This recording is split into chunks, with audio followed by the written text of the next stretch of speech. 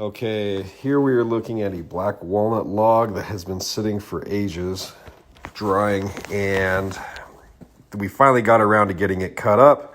And even with a brand new blade, you can see it's so dry and so dense that it's sitting there burning on one of the edges, which is quite a bit worse than is normal.